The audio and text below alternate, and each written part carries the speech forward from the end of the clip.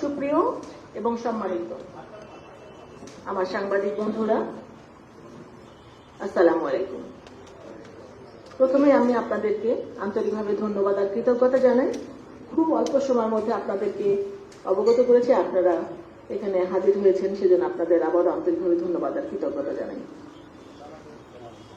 আর আপনাদের মাধ্যমে আজকে ঢাকা ৮ আসনের সর্বস্তরের জনগণকে ধন্যবাদ জানাই মির্জা আব্বাসকে ৮ আসনে এখানে এসে নির্বাচিত করার জন্য। প্রিয় সাংবাদিক বন্ধুরা, আপনারা হয়তো নোটিস করেছেন কিছুদিন যাবৎ সোশ্যাল মিডিয়া একটি ব্যাপার খুব ঘুরপাক খাচ্ছিল ভোটের কিছু অনিয়ম নিয়ে। আমি সেই ব্যাপারটা নিয়ে কথা বলতে চাইনি কখনো, কিন্তু গতকালকে চ্যানেল আই বাংলাদেশ সংবাদপত্র প্রতিদিন নামে একটা প্রোগ্রাম হয়, এটা ঠিক 12টার সময়। সেখানে ইত্তেফাকের সম্মানিত সাংবাদিক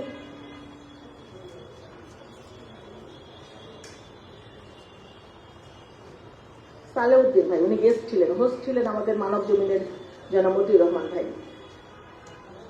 তিনি কিছু কথা বলেছেন। তিনি বলেছিলেন যে সিদ্ধেশ্বরী বয়েজ স্কুলের যে ঘটনাটা কেন্দ্র করে যে সোশ্যাল মিডিয়ায় যে খবরগুলো এসেছে সেটা নিয়ে তিনি বলতে চাচ্ছিলেন যে ওখানে আমি গিয়েছি, ওটা বৈধ ছিল, কারণ আমি নির্বাচনে যে প্রার্থী মির্জা আব্বাসের প্রধান নির্বাচনী এজেন্ট, সেজন্য আমি প্রার্থী যেটা করতে পারি, যে জায়গায় যেতে পারি, সেই এক্সেসগুলো আমারও আছে, সেজন্য আমি যেতেই পারি। এটা আমার যাওয়াটা সঠিক ছিল এবং আমি যে তাদেরকে চার্জ করছি সেটাও সঠিক ছিল। কিন্তু তারপরে তিনি যেটা বলেছেন যে আমি যাওয়ার পরে যে অবৈধ ভোটগুলোকে বৈধ করানো হয়েছে সেটা নিয়ে নাকি মামুনুল হক সাহেব বলেছেন যে তার আসলেও বৈধ করা দরকার, সেটার পক্ষে উনি কথা বলেছেন। তো আমি আসলে সেই জিনিসটা ক্লিয়ার করার জন্য আজকে আপনাদেরকে ডেকেছি। আমি 12 তারিখে 5:30-6টার দিকে আমি জানতে পারলাম সিদ্ধেশ্বরী বয়েজ স্কুল থেকে আমাদের পোলিং এজেন্টরা ভিতর থেকে বারবার আমাকে নক করছিল, এখানে অনিয়ম হচ্ছে, অনেক অনিয়ম হচ্ছে, একটু পারলে এখানে আসেন।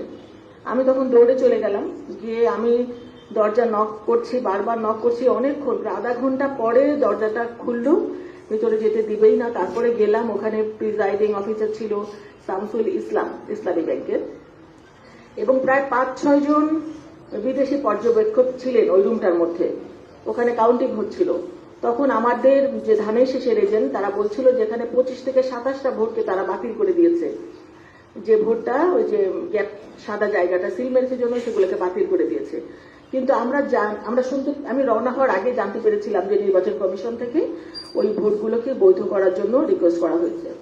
তখন আমি প্রিজাইডিং অফিসার শামসুল ইসলামকে বললাম যে এই ভোটগুলো তো নির্বাচন কমিশন থেকে বৈধ করার জন্য বলা হয়েছে।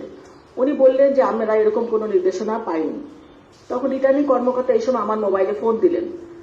আমি তখন বললাম যে ভাই, এখানে তো রিটার্নিং কর্মকর্তা যে শামসুল ইসলাম, উনি কথা শুনতে চাচ্ছেন না, উনি এগুলোকে মানতে রাজি না।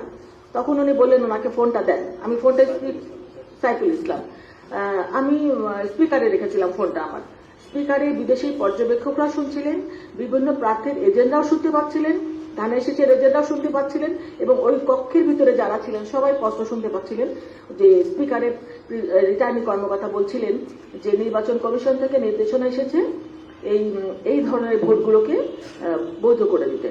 এখন এটা বাস্তবায়ন করবেন কি না করবেন সেটা সম্পূর্ণ আপনার ব্যাপার। তারপর উনি ফোনটা রেখে দিলেন। সেই শামসুল ইসলাম বললেন যে আমি এটা মানতে রাজি না। আমি বললাম আপনি কেন মানবেন না? বললো আমি নির্বাচন, আমার সাথে তো সরাসরি কথা হয়নি, অন্য কারো, আমার উপরেও একজন কর্মকর্তা আছেন ম্যাজিস্ট্রেট, তিনি আসুক তারপরে আমরা ডিসিশন দেবো। তা আমি বললাম সেই ম্যাজিস্ট্রেটকে কল করেন। উনি অনেকবার কল করে বলে আসছেন। তারপর অনেকক্ষণ পরে সেই একজন মহিলা আসলেন ম্যাজিস্ট্রেট। উনি এসে, ওনার নামটা আমার ঠিক খেয়াল নেই, সাম আফরোজা হবে, উনি এসে বললেন যে না, এই ভোটগুলো সব বৈধ হবে, বৈধ করে দেন। কিন্তু তারপরে ওই শামসুল ইসলাম কিন্তু বললেন যে না, এই ভোট, উনি ওনার সাথে তর্কাতর্কি করলেন, মানে বললেন যে বৈধ হবে না। কিছুক্ষণ পরে ওই ম্যাজিস্ট্রেট তখন বললেন যে আমার আরেকটা জায়গায় একটা অনিয়ম হচ্ছে, আমি ওখানে একটু চলে যাই। তখন আমি বললাম যে আপনি এই জিনিসটা মানে সলিউশন না করে আপনি চলে যাচ্ছেন, তাহলে এটা কি হবে? তখন উনি বললেন যে আমি কিছুক্ষণ পরে আবার আসছি।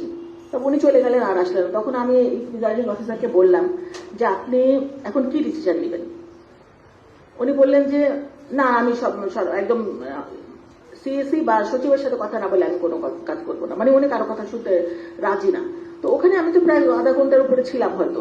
তখন আমাদের ছেলেপেলেরা যারা পোলিং এজেন্ট ছিল তারা বলছিল যে এখানে অনেক ভোটের ব্যবধানে আমরা এগিয়ে আছি, আর এই ভোটগুলো দিবে কি দেবে।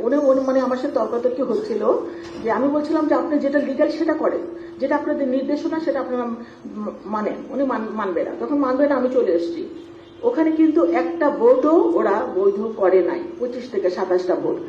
এবং আমার কাছে তারপরে 7:30 8টার দিকে ফোন আসছিল আমাদের পোলিং এজেন্ট দিয়ে যে আমাদেরকে এখন জোর করে বের করে দিচ্ছে, লাইট অফ করে দিয়েছে, সিগনেচার নিয়ে নিয়েছে, আমাদের এখন আর কিছু করার নাই। এই সাইফুল ইসলাম সবাইকে তারপরে বের করে দিয়েছে, লাইট অফ করে দিয়েছে, এবং একটা ভোটও ওখানে বৈধ হয় নাই। তো যেটা সোশ্যাল মিডিয়ায় ছড়াচ্ছে যে আমি যাওয়ার পর ভোটগুলো বৈধ হয়েছে আর তারপরে মির্জা আব্বাস নির্বাচিত হয়েছে, এটা ঠিক নয়। আমি আমি আমি মানে ভেবেছিলাম না, ভাবছি মানে এটা নিয়ে যে আপনাদের সাথে কথা বলতে হবে, এটা আমি আশা করি নাই। কিন্তু কালকে যখন আমি ওই চ্যানেল আইয়ের নিউজটা আমি মানে সংবাদপত্রে ওনার কথা যখন শুনলাম, ওনার নাম হলো ইত্তেফাকের সাংবাদিক সালেউদ্দিন ভাই, উনি বলছিলেন যে আমি গিয়েছি এবং আমি যাওয়ার পরে ভোটগুলো বৈধ হয়েছে, তাহলে অন্য জায়গায় ভোট কেন বৈধ হবে না। এবং আমি গিয়েছি, এটা রাইট আছে, এটা উনি বলছিলেন যে উনি গিয়েছে, ওটাও ঠিক আছে এবং ভোটগুলো বৈধ হওয়া দরকার, এটাও ঠিক আছে। তো কথা হচ্ছে যে এখানে যদি বৈধ হয় তাহলে ওখানে হবে না কেন? তো ভাই আমি যেটা বলতে চাচ্ছি, কোনো ভোটই ওখানে বৈধ করে নাই। আর এইরকম প্রত্যেকটা কেন্দ্রে আমি তারপর বের হওয়ার পরে শুনছিলাম ideal school, Kamalapur girls school, অনেক স্কুল, আমাদের প্রত্যেকটা কেন্দ্রে 70টা 75টা 40টা 50টা করে ভোট এরকম করে বাতিল করে দিয়েছে। এই ভোটগুলোকে যদি বৈধ করা হতো তাহলে কিন্তু অনেক কয়েক হাজার ভোট আরো বেড়ে যেত মির্জা আব্বাসের।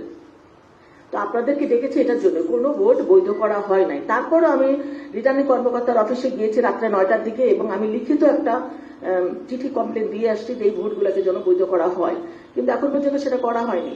তো আমি তো সেটা নিয়ে কথা বলতে দরকার হবে এটা আমি ভাবি নাই, কিন্তু কালকে রাতে যখন এটা দেখলাম, এত বড় বড় সাংবাদিক যারা, আপনারা সাংবাদিকরা, আপনারা তো ভুল করতে পারেন না, আপনাদের উপরে দেশ জাতি তাকিয়ে আছে, আমরাও তাকিয়ে আছি, আমরা ভুল করবো আপনারা সেটা ধরে দিবেন। এখন আপনাদের ভুল যদি আমাদের ধরিয়ে দিতে হয় সেটা তো আমাদের জন্য অনেক খারাপ বা কষ্টের জায়গা। আর এরকম সিনিয়র সাংবাদিকরা যদি না জেনে, না প্রমাণ ছাড়া এরকম কথা বলে, তাহলে অনেক জুনিয়র সাংবাদিক আছে, তারা কিভাবে শিখবে? তো আমি সেই জন্যই আপনাদের মাধ্যমে তাকেও আমি কোশ্চেন করতে চাই যে উনি যেটা বলেছেন ওটা ঠিক না, উনি হয়তো জানেন না, উনি সঠিক তথ্যটা জেনে ওনার কথা বলা দরকার ছিল যে ওই কেন্দ্রে নয় এবং কোনো কেন্দ্রে ভোট কোনো বৈধ করা হয় নাই।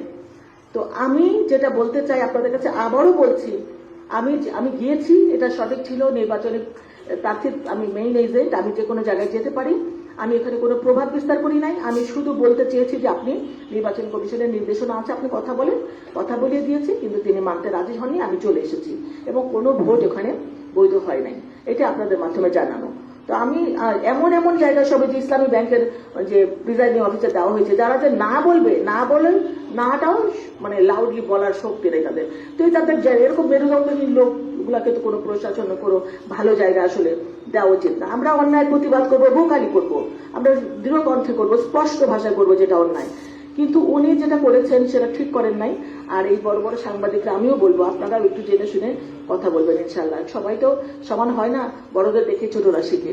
আমরা যদি বড়রা যদি ভুল করে তাহলে ছোটরা কি শিখবে, এটাই আপনাদের কাছে বলার ছিল। যে আমি আশা করছি আপনাদের মাধ্যমে এটি সারা বাংলাদেশ, দেশবাসী, জাতি জানতে পারবে যে এই জিনিসটা আসলে হয়েছে। আমি যাওয়ার পর কোনো ভোট এখানে বৈধ হয় নাই এবং আমি না যাওয়াতেও কোনো কেন্দ্রে কোনো ভোটই বৈধ করেনি। ওরা যদি করে সেটা ভালো, তাহলে অনেক ভোট বেড়ে যাবে, কিন্তু সেটা তো হয়নি। কিন্তু এটা প্রচারটা চলছে যে আমি যাওয়ার পর ভোটটা বৈধ হয়ে গেছে, কোনো কিছু হয়নি এরকম। ধন্যবাদ আপনাদের সকলকে আন্তরিকভাবে, এবং এই কষ্ট দেওয়ার জন্য আমি আন্তরিকভাবে দুঃখ প্রকাশ করছি। আর আশা করছি আপনাদের মাধ্যমে দেশ এবং জাতি সত্যটা জানতে পারবে। ধন্যবাদ আপনাদের সবাইকে। আসসালামু আলাইকুম।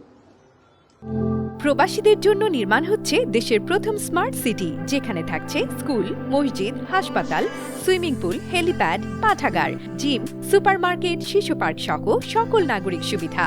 মাত্র 30 লাখ টাকা বিনিয়োগে মিলছে আকর্ষণীয় ফ্ল্যাট। প্লাটিনাম ইনভেস্টরদের জন্য ঢাকা বিমানবন্দরে ভিআইপি প্রোটোকল সুবিধা। বিস্তারিত জানতে যোগাযোগ করুন স্ক্রিনে দেয়া হোয়াটসঅ্যাপ অথবা ইমো নাম্বারে।